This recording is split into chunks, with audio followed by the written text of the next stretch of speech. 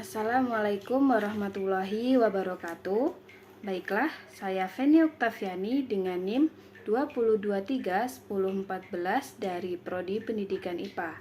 Baiklah, tujuan pembuatan video ini untuk memenuhi ujian akhir semester pada mata kuliah Anatomi dan Fisiologi Makhluk Hidup dengan dosen pengampu Ibu Firda Azahra, SPD, MSI. Baiklah, pada kesempatan kali ini kita akan membahas mengenai sistem pencernaan pada manusia. Sebelumnya, ada yang tahu nggak sih bagaimana makanan yang kita makan sehari-hari seperti nasi, lauk pauk, dan lain sebagainya itu tercerna dalam tubuh kita? Atau ada yang tahu nggak sih organ-organ apa saja yang berperan dalam sistem pencernaan kita? Baiklah, kita akan membahas itu semua dengan alat peraga pembelajaran TIDI yang telah saya buat mengenai sistem pencernaan manusia. Nah, untuk beraktivitas sehari-hari tentunya manusia membutuhkan energi. Salah satu sumber energi yaitu dari makanan yang kita konsumsi sehari-hari. Jadi, proses pencernaan makanan adalah proses perubahan ukuran makanan yang awalnya berukuran besar menjadi ukuran yang lebih kecil dan halus. Dalam proses ini juga terjadi perubahan struktur yaitu yang awalnya kompleks menjadi yang lebih sederhana dengan bantuan enzim yang dikeluarkan dari saluran pencernaan. Berdasarkan prosesnya, pencernaan dibagi menjadi dua. Yang pertama, pencernaan secara mekanis, yang merupakan proses pengunyihan di dalam mulut dan pencampuran enzim pencernaan. Yang kedua, pencernaan secara kimiawi, yang merupakan proses perubahan struktur kompleks menjadi lebih sederhana dengan bantuan enzim yang ada di dalam sistem pencernaan.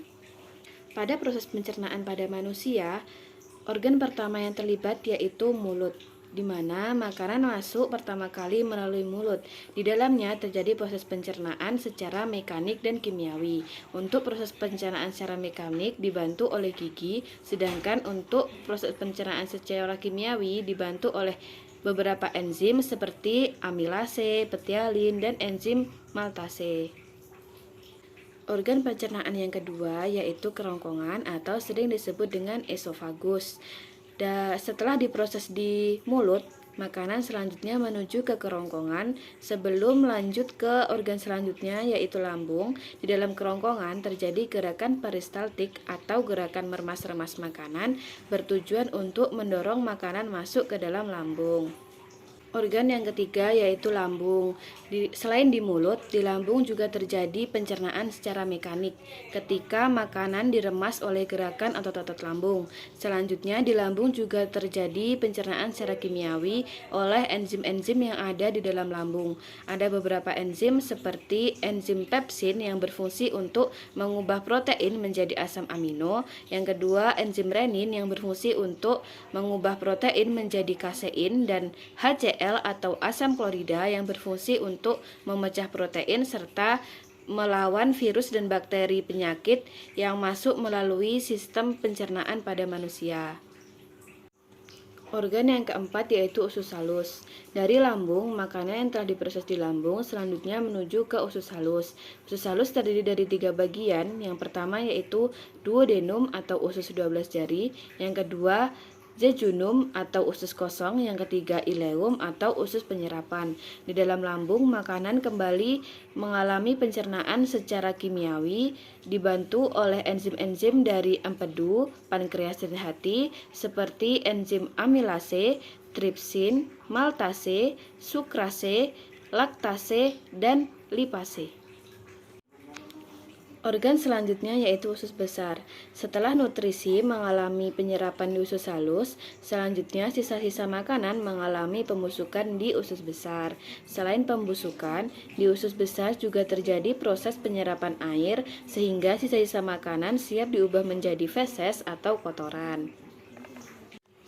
Organ terakhir pada sistem pencernaan manusia yaitu rektrum dan anus.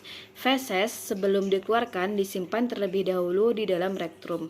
Sensor yang ada dalam rektum mengirimkan sinyal ke otak untuk memastikan atau memutuskan apakah feses perlu dikeluarkan atau tidak. Selanjutnya, feses yang siap dikeluarkan dibuang melalui anus.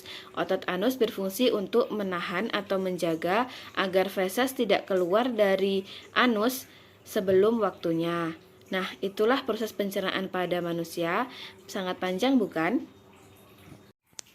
Penggunaan alat peraga pembelajaran 3D sistem pencernaan pada manusia. Pertama, makanan masuk melalui mulut, terjadi pencernaan mekanik dan kimiawi. Selanjutnya menuju ke kerongkongan atau esofagus, terjadinya gerakan peristaltik dan menuju ke lambung. Dalam lambung terjadi pencernaan secara kimiawi dan mekanik.